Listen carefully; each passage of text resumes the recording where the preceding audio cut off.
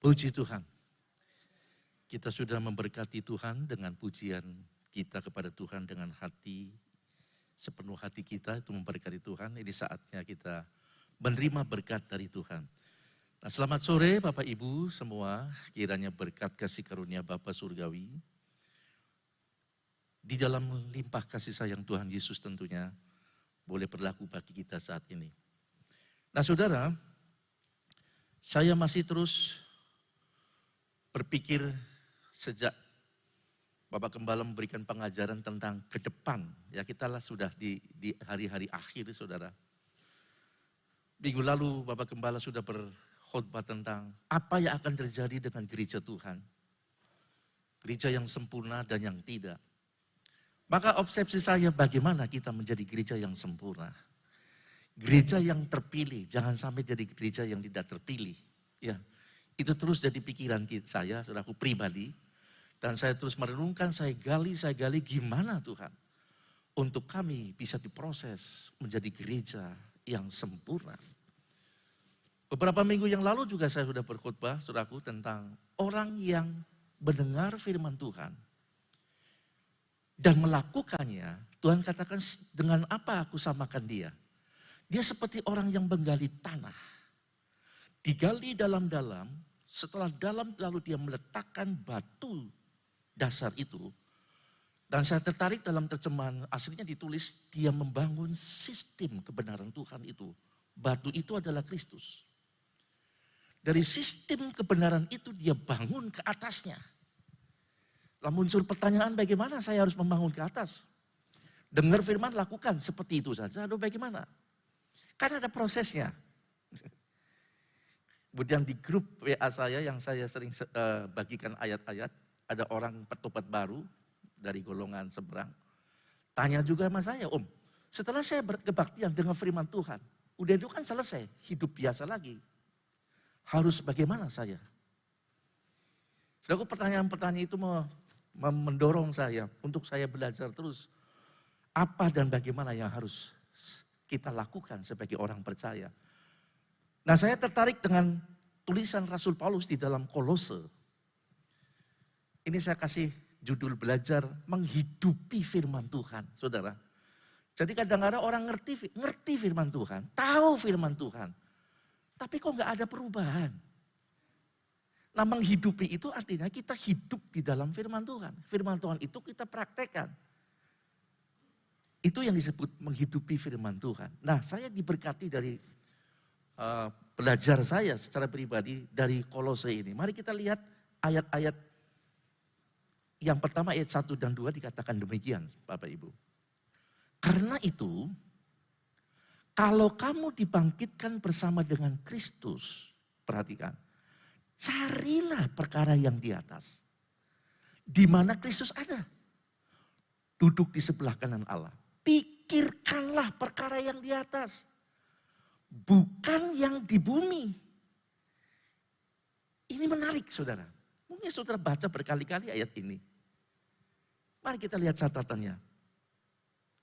Nah kalau ketika ayat 1 dan 2 ini menjelaskan bahwa karena hidup lama kita sudah mati dan dibangkitkan bersama Kristus, maka biasakanlah untuk mencari perkara yang di atas. Jangan lagi di bumi saudara. Nah ini kelemahan orang jadi Kristen bertahun-tahun gak pernah ada perubahan.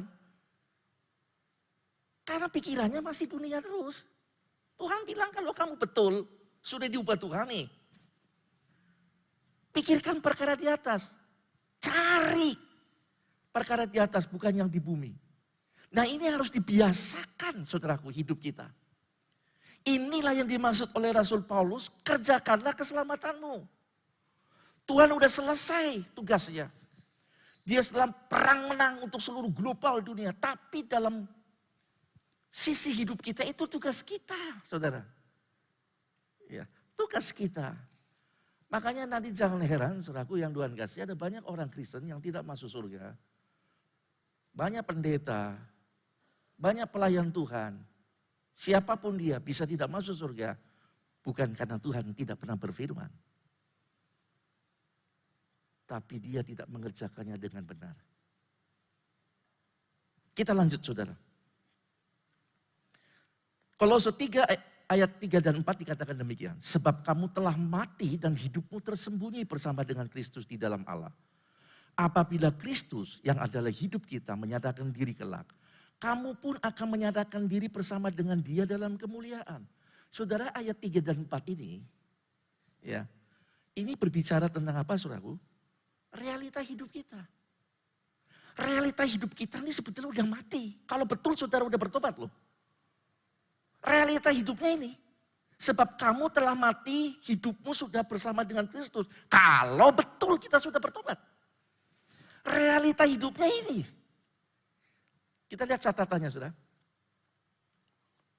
Kolose 3 ayat 3 dan 4 itu menjelaskan bahwa realita hidup kita itu, bahwa hidup yang harus kita jalani adalah hidup di dalam Kristus. Orang yang sudah mengaku bertobat, mati itu hidup yang lama, ngerti? Ngerti. Saya milik Kristus. Tapi kalau pikirannya kita bukan yang di atas, di mana Kristus ada, masih di bumi ini, ini repot saudaraku. Kenapa puluhan tahun orang jadi Kristen? Kelakuannya nggak pernah berubah. Fitnah orang, jelekin orang masih tetap jalan. Ngerti firman? Ngerti. Tapi kok begitu ya? Karena realita hidupnya nggak seperti itu saudaraku. Nah kita, catatan selanjutnya, hidup bukan lagi memikirkan perkara duniawi lagi, tetapi kepada perkara yang ada pada Kristus. Ini yang Paulus ingin. Mengerjakan keselamatan kita, yuk kita hidup. Ngapain hidup kita ini? Setelah ibadah selesai bubar. Hidup sekuler. Lalu otak kita, mindset kita gimana? Balik lagi seperti kayak hidup saudara kita nggak bertumbuh saudara. Jangan harap kita bisa masuk menjadi gereja yang sempurna. Paulus bilang, Tuhan Yesus bilang, pikirkan perkara di mana Yesus ada. Cari perkara yang di atas. Kita harus memikirkan masa depan kita. Dan masa depan kita, Bapak Ibu, bukan kita mau jadi pengusaha. Saya memikirkan masa depan saya, anak saya jadi dokter. Tidak salah. Masa depan kita sebetulnya ini. Kita menghadap kepada Tuhan. Nanti kita akan menempatkan diri kita kepada Tuhan. Pantas enggak nih? Ini masa depan kita. Kekekalan. Saya tidak menampik saudaraku. Saudara harus berjuang untuk kebutuhan tubuh jasmani. Kita butuh duit. Kerja yang benar. Tetapi dengan otak dan pikiran. Atas. Bukan cara dunia. Tetapi masa depan kita sebetulnya mau kaya mau miskin. Menghadap Tuhan. Sebab firman Tuhan katakan satu kali kita manusia ditentukan untuk mati. Perhatikan baik-baik saudara. Enggak tua, enggak muda.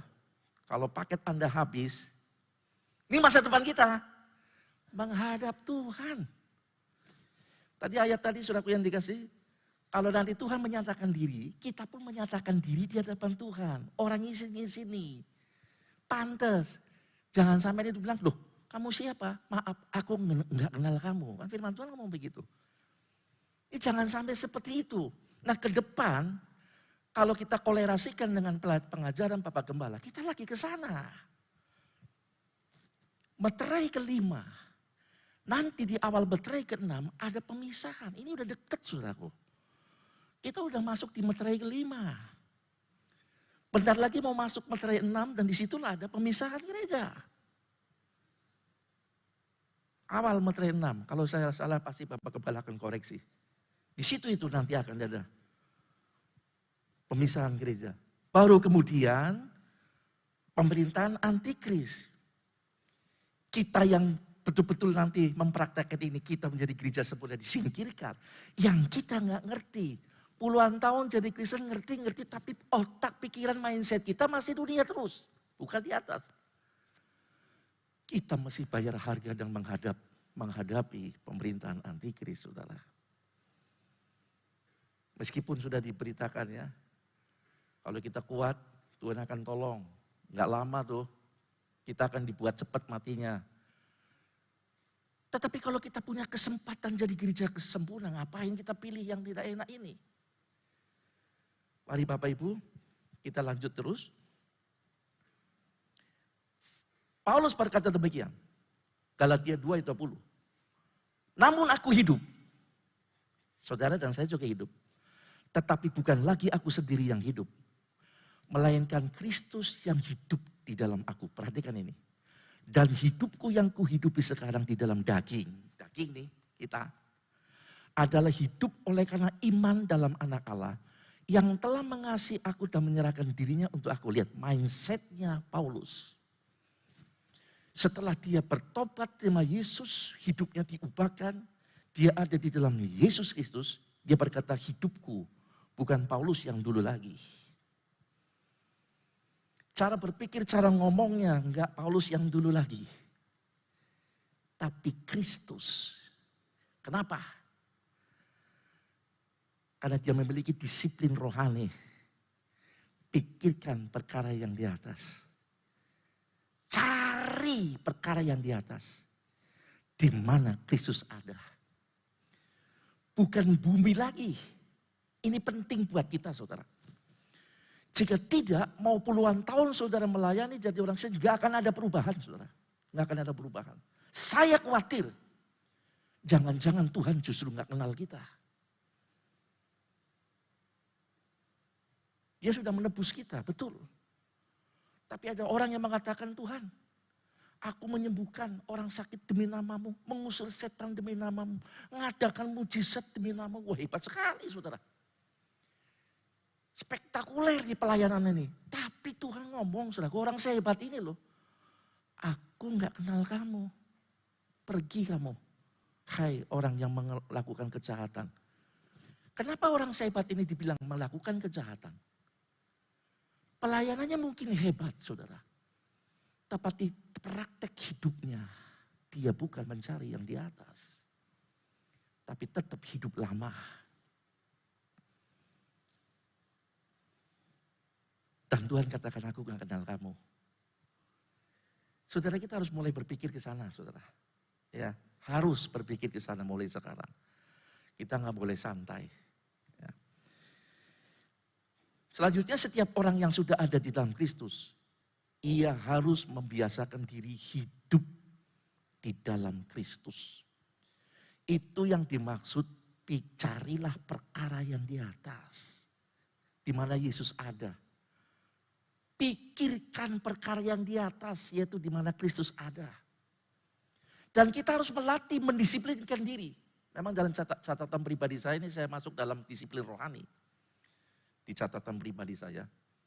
Untuk saya bagikan kepada teman-teman yang lain. Membiasakan diri, mendisiplinkan diri. Untuk pola pikir kita diubah, arahnya ke sana. Kalau apa-apa daging, apa-apa kita, maunya kita, menangnya kita nggak akan jadi berkat. Nah mengapa orang mudah jatuh? Karena hanya mengaku hidup di dalam Kristus, tetapi kenyataan hidupnya masih duniawi, saudara. Masih duniawi. Walaupun dia melayani Tuhan, mungkin memberitakan firman Tuhan, tetapi di mata Tuhan, dia bukan siapa-siapa. Selama dia tidak hidup selaras dengan yang di atas. Makanya melayani kayak apapun pasti ada bentrokan, saudaraku. Karena yang dipikirkan duniawi, dagingnya. Bukan pikiran Kristus. Bukan maunya Kristus. Selalu. Saya berpikir kenapa selalu ada benturan.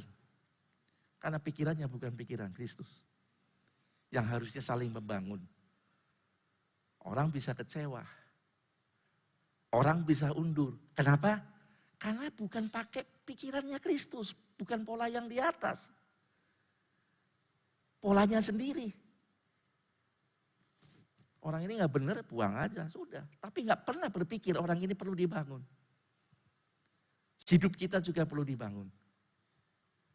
Nah contohnya siapa selaku bangsa Israel sendiri. Sampai Yeremia membuat kitab ratapan tentang bangsa Israel. Kita lihat dalam ratapan 1 ayat 9. Dikatakan demikian. Kenajisannya melekat pada ujung kainnya. Ia tak berpikir akan akhirnya. Sangatlah dalam ia jatuh. Tiada orang menghiburnya, ya Tuhan lihatlah sengsaraku karena si seteru membesarkan dirinya. Ini keluhan tangisan Yeremia untuk bangsanya yang betul-betul jatuh dalam dosa. Jatuhnya dalam. Kenapa? Israel ngerti firman Tuhan, melihat mujizat Tuhan. Pemimpinnya hebat Musa, tahu punya hukum Allah, punya. Tapi kenyataan hidupnya enggak ngikut ke sana. Masih daging, saudara. Dan orang-orang Kristen sebetulnya, saudaraku, yang ngerti firman Tuhan. Tetapi tidak menuruti firman, tidak menghidupi firman Tuhan. Tapi masih tetap kebenarannya sendiri, kedagingannya. Sebetulnya di hadapan Tuhan dia jatuh, saudara. Dan jatuhnya sangat dalam. Bayangin, saudara. Bertahun-tahun jadi Kristen. Dengar firman Tuhan bertahun-tahun. Ngerti firman Tuhan bertahun-tahun. Melayani Tuhan tidak absen. Berkorban buat Tuhan tidak absen. Tetapi dia nggak pernah mencari perkara yang di atas. Dia tetap hidup dalam pola lamanya. Betapa dalam jatuhnya orang seperti ini, saudara. Yeremia sampai menangisi berkata, sangatlah dalam ia jatuh. Nah kadang-kadang kita akan merasa, ini orang rohaninya tinggi. Belum tentu, saudaraku, belum tentu. Kita semua harus bertanggung jawab di hadapan Tuhan soal ini. Ya. Jadi Bapak Ibu, mari kita mulai bangun mindset kita, pemikiran kita. Bahwa setelah kita percaya Yesus, mengaku Yesus Tuhan kita, mari hidup kita. Mulai pikirkan yang di atas. Amin. Cari perkara-perkara surgawi. Saudara boleh hidup, cari duit sebagus-bagusnya, tapi tetap ke sana. Ketika kita memakai cara-cara yang tidak sesuai dengan yang di atas, stop. Nah ini harus dilatih. Dibangun dalam hidup kita. Orang jadi dewasa di sini, saudaraku. Jadi pelaku. Bukan karena dia setia, bukan karena dia hebat dalam pelayanan, bukan. Jadi pelakunya. Melakukan enggak kita firman Tuhan? Tuhan katakan kita akan menjadi serupa dengan Kristus. Serupa dari apanya? Sama-sama pakai jubah, sama-sama berjenggot. Enggak. Tapi mencari karakternya Kristus yang juga kita praktekkan. Sehingga kita menjadi sama seperti yang Tuhan praktekkan juga dalam hidupnya. Ketika di bumi ini. Lanjut Bapak Ibu. Orang yang melatih dan membiasakan diri melakukan firman Allah, ia tidak akan jatuh, saudara. Iblis sulit untuk menjatuhkan. Nah, bagaimana kita melatih dan membiasakan diri untuk hidup seturut dengan firman Tuhan? Ini kan harus kita. Bagaimana nih Pak? Saya mau belajar deh. Praktek hidupnya gimana nih saya ini? Kalau kita menghadapi hari-hari, ketemu dengan orang umum, ketemu dengan ini, ketemu dengan emosi mulai naik, ini kan udah terpengaruh semua. Mari kita lihat di dalam Kolose 3 ayat 5-8, tolong ditayang ayatnya, saya tidak ada di catatan ini. Kita akan melihat ayat per ayat, saudara ya. Lihat saudara, Kolose 3 ayat 5, karena itu, kalau kita sudah bertobat, ngaku sudah hidup di dalam Kristus, pikirkan perkara di atas, cari perkara di atas. Caranya gimana dalam hidup sehari-hari ini? Karena itu, matikanlah dalam dirimu segala sesuatu yang duniawi. Lihat, yang duniawi. Sebab kita ke atas carinya. Masa depan kita. Yaitu percabulan, kenajisan, hawa nafsu, nafsu jahat, dan juga keserakahan. Yang sama dengan penyembahan berhala. Perhatikan keserakahan. Rupanya orang serakah itu sama dengan menyembah berhala, Bapak Ibu. Bapak Ibu bilang, saya nggak ada patung Pak. Saya menyembah Yesus, nggak menyembah siapa-siapa. Tapi kalau karakter kita masih duniawi, serakah. Pengennya paling dihormati. Pengennya paling dijempolin. Pengennya paling terhormat. Paling itu serakah. Paling sugi, paling nggak ada yang mau paling melarat, nggak ada. Serakah, udah masuk pada serakah itu sama dengan kita menyembah berhala. Hati-hati saudara. Terus ayat yang ke-6. Semuanya itu mendatangkan murka Allah dalam kurung atas orang-orang durhaka. Saya mau tanya saudaraku. Kalau orang disebut durhaka, itu orang apa? Orang luar? Enggak. Orang dalam. Anak durhaka, apakah itu anak orang lain? Bukan, anak kita. Tapi balik melawan kita. Gak nurut kita, maunya sendiri, durhaka. Nah kalau kita sudah mengenal, percaya, ngaku Yesus Tuhan. Pikiran kita tidak diselarasan sama masih duniawi, kita durhaka. Itulah sebabnya Tuhan kecewa. Beberapa minggu yang lalu saya bawa itu. Mengapa engkau berseru aku Tuhan, Tuhan? Padahal engkau tidak melakukan apa yang aku firmankan. Ini penting buat kita. Terus ayat yang selanjutnya. Dahulu, mien, orang Tegal bilang, kamu juga melakukan hal-hal itu ketika kamu hidup di dalamnya. Kita dahulu kayak kue. Saudaraku, orang Tegal ngomong begitu. Ketika kita hidup di dalamnya. Nah sekarang pertanyaan, lah saiki. Setelah ngaku bertobat, percaya Yesus sebagai Tuhan. Masih enggak? Kalau masih, durhaka namanya itu. Nah pernah saudara berpikir begitu enggak? Status kita di hadapan Tuhan gimana ini? Memang kita harus belajar saudara, belum sempurna.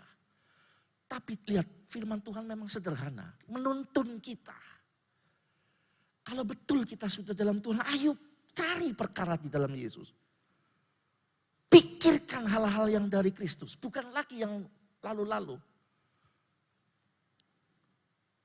Ayat yang sampai ke-8 ya. Tetapi sekarang buanglah semuanya ini, yaitu marah, geram, kejahatan, fitnah, dan kata-kata kotor yang keluar dari mulutmu. Ini di luar pikiran Kristus. Di pikiran Kristus gak ada ya gini saudaraku.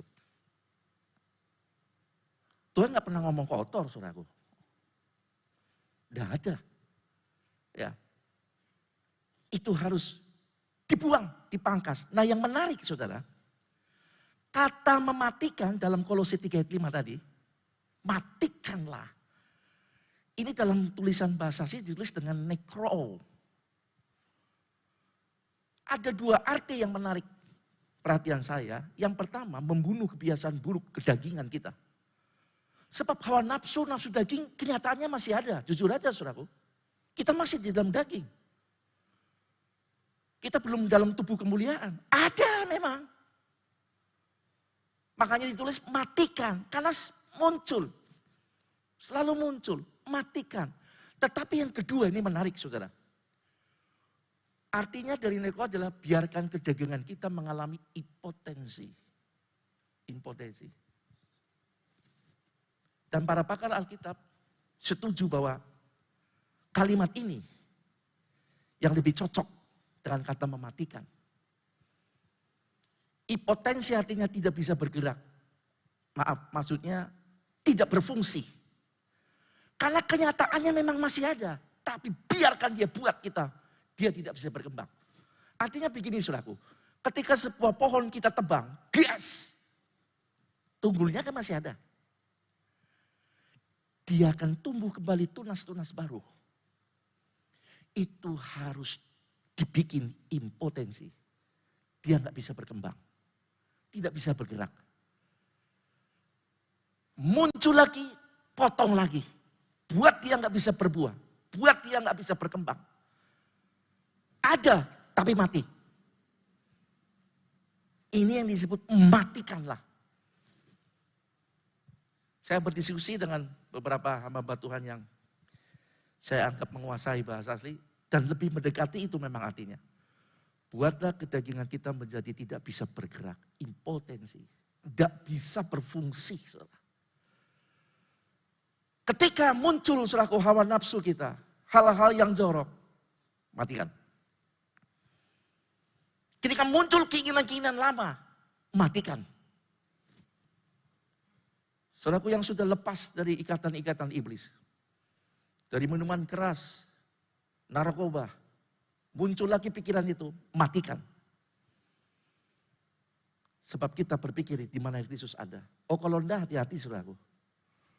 Saudara bisa balik lagi nyemplung jahatnya 7 kali lipat bisa jadi saudara. Dan orang-orang model begini susah lagi untuk bertobat. Jadi betul-betul biarkan kedagingan kita mengalami impotensi. Tidak dapat berfungsi. Setiap kali muncul sesuatu yang bukan dari pikiran Tuhan, matikan. Matikan terus. Nah, orang yang sudah lama menjadi Kristen, saudara, sudah lama dengar dan mengerti firman Tuhan, sebetulnya tidak wajar jika ia sampai jatuh. Nggak wajar. Orang yang memang ngerti firman, bertahun-tahun ngerti firman, jadi Kristen, rajin ibadah, dengar firman Tuhan berpuluh-puluh tahun, seharusnya nggak wajar kalau sampai dia jatuh. Kalau sampai dia jatuh, saudaraku yang Tuhan kasihi, sekali lagi sebetulnya orang ini nggak wajar. Tapi kalau orang jadi Kristenan, ibadahnya Kristen napas, Natal, Paskah tok datang. Datang kalau kepengin tok, duduk. Yang khotbah siapa? Alah kalau pendeta yang gendut itu udah enak khotbahnya. Dia nggak mau lihat, dia lihatnya HP. Wajar kalau dia jatuh. Wajar. Orang menyepelekan firman wajar. Tapi kalau orang yang betul-betul konsen, tapi kemudian jatuh itu nggak wajar menurut saya saudaraku. Nah mengapa orang yang sudah paham firman Tuhan, giat dalam pelayanan Tuhan, bisa jatuh? Sekali lagi karena dia tidak melatih pikirannya. Kalau pikirannya tetap lebih tertuju kepada dirinya, kedagingannya, bukan yang di atas. Saudara firman Tuhan katakan jika ada orang yang dicobai jangan mengatakan cobaan itu datang dari Tuhan. Itu Jumat itu saya ngomong begitu. Karena cobaan itu datang dari dirinya sendiri. Oleh keinginannya sendiri dia dipikat, ditarik olehnya. Kemudian menjadi jatuh di dalam dosa. Tapi kalau kita tidak mau diseret dan dipikat oleh keinginan daging yang berdosa, kalau otak kita, mindset kita kata Kolose itu, cari di mana Kristus ada.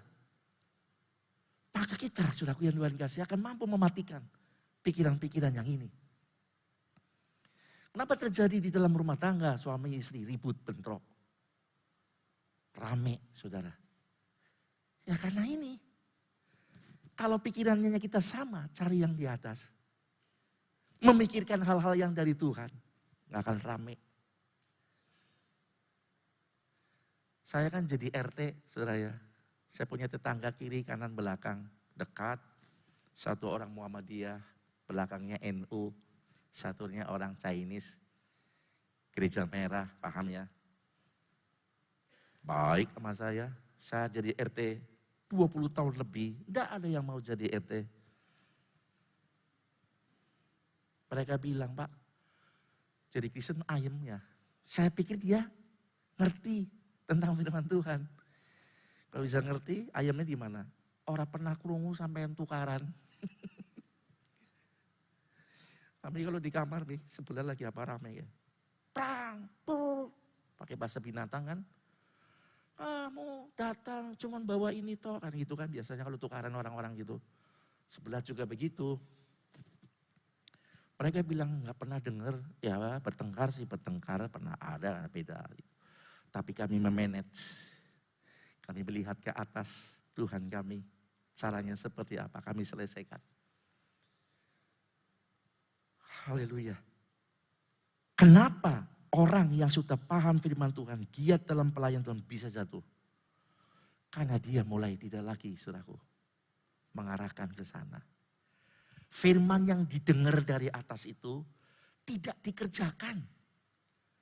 Kalau disuruh cerita tentang, urutan-urutan eskatologi, jago. Kalau disuruh cerita tentang pelayanan Tuhan Yesus yang mengadakan mujizat, jago. Tapi hidupnya tidak sejago seperti firman Tuhan. Tidak ada dipraktekkan. Ini bahaya, dia jatuh. Orang ini sudah jatuh di hadapan Tuhan. Nah Bapak Ibu, mari kita masuk koreksi ke pribadi. Saya ini jadi orang Kristen gimana ya?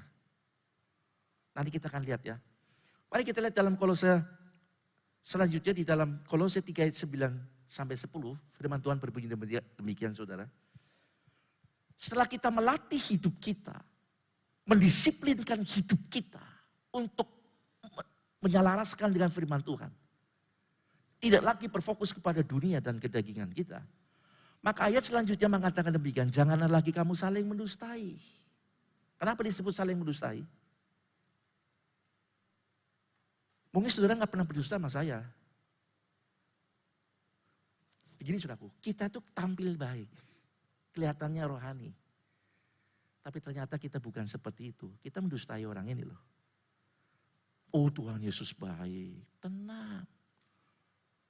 Lupakan yang sudah. Virus selesai kita ngomong sama orang kayak gini. Ini kita mendustai. Jangan lagi kamu saling mendustai. Kami pendeta-pendeta bisa jadi loh. Kalau Jarkoni bisa ngajar, saya sendiri gak ngelakoni. Saya lagi mendustai saudara. Loh saya gak tutup tengeling-ngeling saudaraku, ngadem ke sana terus. Itu mendustai namanya. Janganlah lagi kamu saling mendustai, karena kamu telah menanggalkan manusia lama, serta kelakuannya. Dan telah mengenakan manusia baru yang terus menerus diperbarui. Dari mana kita diperbarui? Otak kita, pikiran kita, mindset kita ke sana. Ini yang jadi pegangan kita. Firman Tuhan yang jadi pegangan kita. Kristus yang dipegang kita. Itu memperbaharui hidup kita terus. Kemudian terus menerus diperbarui untuk memperoleh pengetahuan yang benar. Menurut gambar haliknya. Saudara tahu? Untuk memperoleh pengetahuan yang benar menurut gambar haliknya itu kita bisa menjadi sama seperti Kristus. Kalau pikiran kita dilatih tunduk dengan perkara yang di atas. Perkara-perkara yang Kristus ada. Kepentingan-kepentingan hidup kita selaraskan dengan mencari hal-hal yang dari surga. Bukan kepentingan sendiri. Maka kita memiliki pengetahuan yang benar menurut gambar haliknya. Kristus itu menyerupai kita. Jadi saudara ketika kita nanti Yesus datang, bukan kemuliaannya sebetulnya. Tetapi ketika kita tampil, kita itu betul-betul Yesus banget gitu loh. Paham ya? Sama. Yang dibanggakan itu bukan kemuliaannya. Sehingga Tuhan lihat, bahagialah engkau, hei hambaku yang setia. Kenapa? Sama. Menjadi serupa dengan Kristus. Bukan pakaiannya, karakternya. Karena kita melatih, tunduk, menyelaraskan. Kita harus masuk ke situ, saudaraku. Belajar di situ. Ini yang disebut kerjakan keselamatanmu. Firman sudah ada. Tuhan sudah sediakan semuanya. Tinggal tindakan kita gimana. Sekali lagi kenapa banyak orang puluhan tahun jadi Kristen gak ada perubahan. Ya karena itu dia. Gak mau menghidupi firman. Dipraktekkan. Lalu tegas untuk pangkas hal-hal yang membuat hidup kita jatuh. Ada hawa nafsu, percabulan, perzinahan.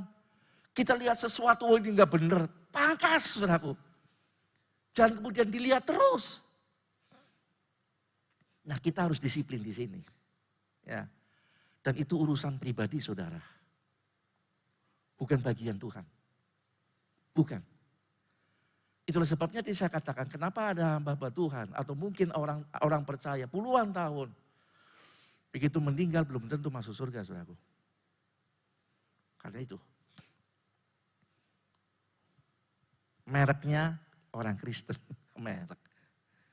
Ngakunya maksudnya ya. Rajin ibadah. Tapi ketika kelakuannya, hidupnya, tidak ada perubahan. Itu yang berbahaya. Nah pengetahuan dan pengenalan kepada Kristus saudaraku sampai pada tingkat yang ini seperti ini. Buka ayatnya, ini dia. Hendaklah kamu dalam hidupmu bersama, lihat, ini pikiran lagi. menaruh pikiran dan perasaan yang terdapat juga dalam Kristus Yesus. Hidup kita yang didisiplinkan untuk mengikuti caranya Tuhan yang di atas, firman Tuhan. Sampai kepada perasaan dan pikiran Kristus itu ada pada kita. Ini yang membuat kita serupa dengan Kristus. Bukan fisiknya, saudara. Pikiran perasaannya plek ada sama kita. Hendaklah kamu dalam hidupmu bersama, di mana sih? Di bumi. Menaruh pikiran dan perasaan yang terdapat juga dalam Kristus Yesus. Tidak heran Paulus dalam Kolose katakan, cari perkara di atas di mana Kristus ada. Pikirkanlah perkara Kristus. Yaitu perasaan dan pikiran Kristus. Saudaraku yang Tuhan kasih, kalau kita belajar ke sini, kita akan pelan-pelan mengalami perubahan. Ketika kita ditekan, saudara, katakanlah dijelekin orang, difitnah. Jangan berpikir dengan pikiran kita. Kalau pikiran kita mesti balas dong. Kurang ajar, kecek aja orang begini. Coba kita mulai belajar berpikir bagaimana dengan pikiran Kristus dan perasaan Kristus. Kira-kira Tuhan gecek orang itu? Enggak.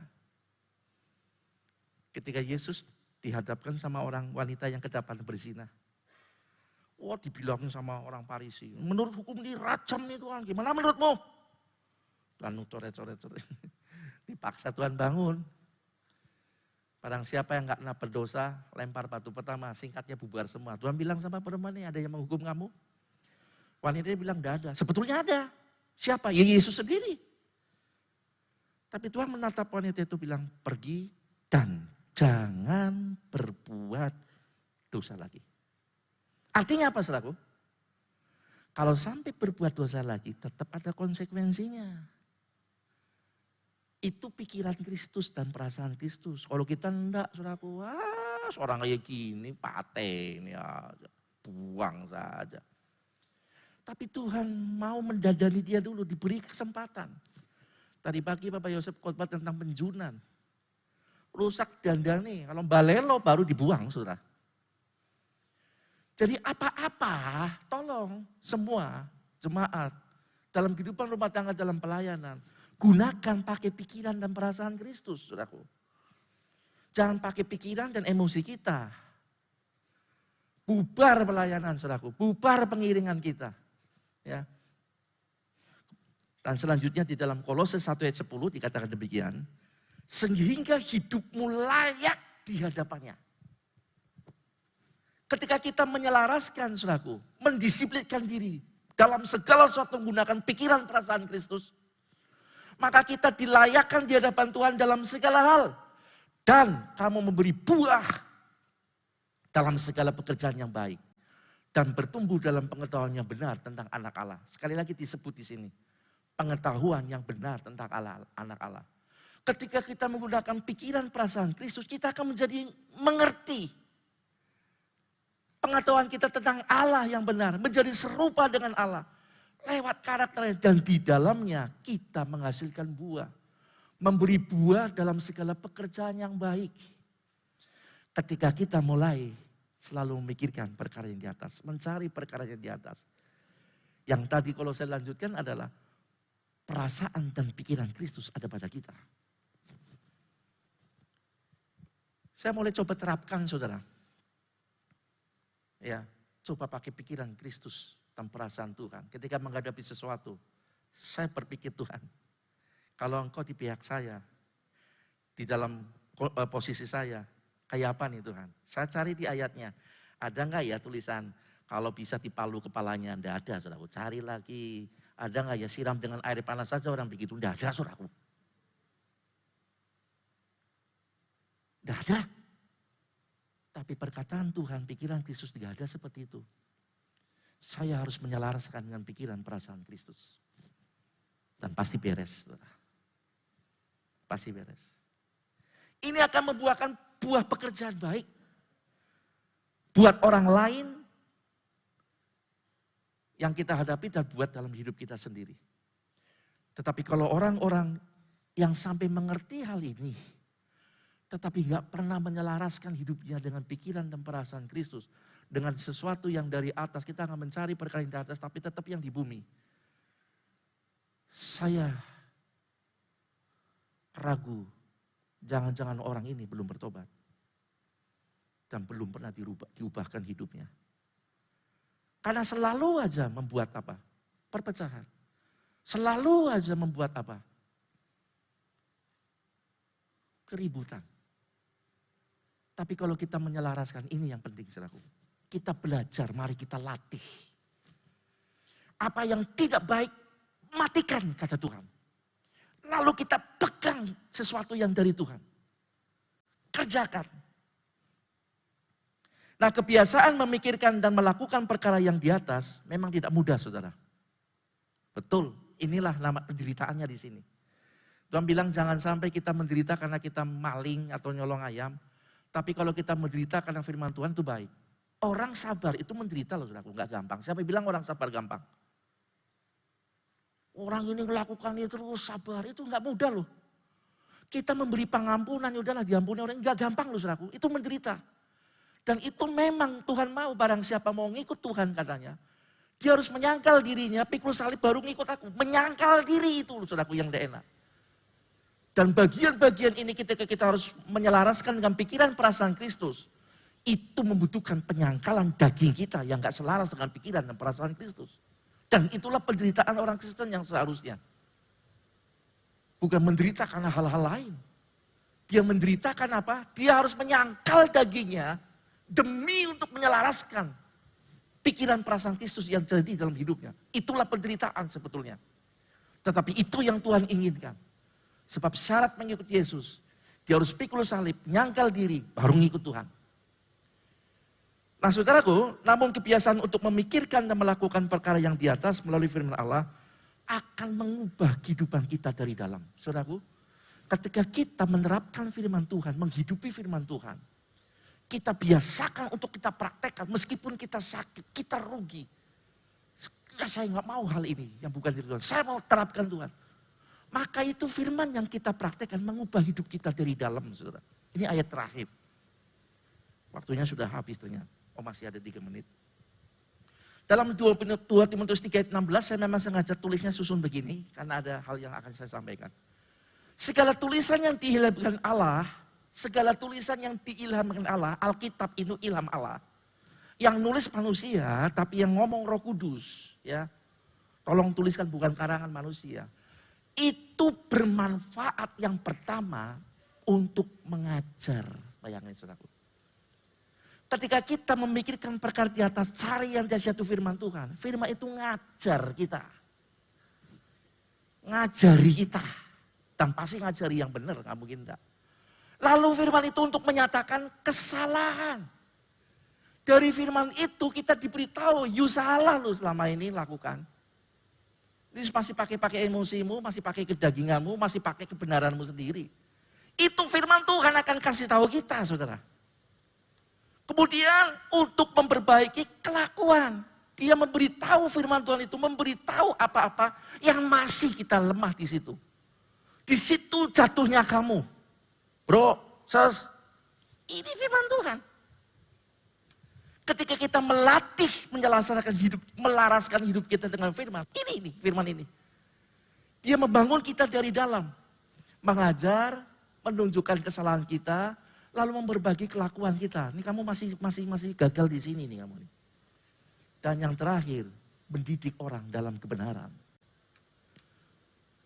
Mendidik kita menjadi orang-orang yang benar, saudaraku.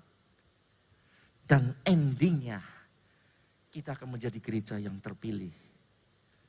Gereja milik Tuhan. Gereja yang sempurna. Mempelai Kristus. Pengikut Kristus yang sejati. Hawa yang akhir. Tetapi kalau kita tidak mau hidup selaras dengan pikiran Kristus, yaitu di semua. Betul kita gereja Tuhan. Karena iman kita kepada Tuhan. Memiliki kesaksian tentang firman Tuhan. Tapi tidak dengan hidupnya. Maka kita betul akan jadi gereja, tapi gereja yang tertinggal, Bapak Ibu. Mari kita semua punya kesempatan untuk menjadi yang terbaik. Jadilah Kristen-Kristen yang tenanan, jangan Kristen-Kristenan, saudara. Allah tidak pernah membebankan sesuatu yang berat buat kita, enggak. Enggak berat. Cari perkara yang jahat, apa firman Tuhan, sudah ada semua. Tinggal kita mendisiplinkan diri. Aku ngikutin Tuhan aja, jangan ini. Mungkin kita akan rugi. Mungkin kita akan kehilangan kehormatan barangkali. Tapi di mata Tuhan tidak. Engkau bagus, engkau seperti aku. Maka jangan pernah berbicara menjadi sama seperti Kristus. Kalau hidup kita tidak mulai dilatih sejak sekarang. Mengubah pikiran kita. Dan belajar mempraktekkan firman. Haleluya. Kiranya Tuhan memberkati kita semua.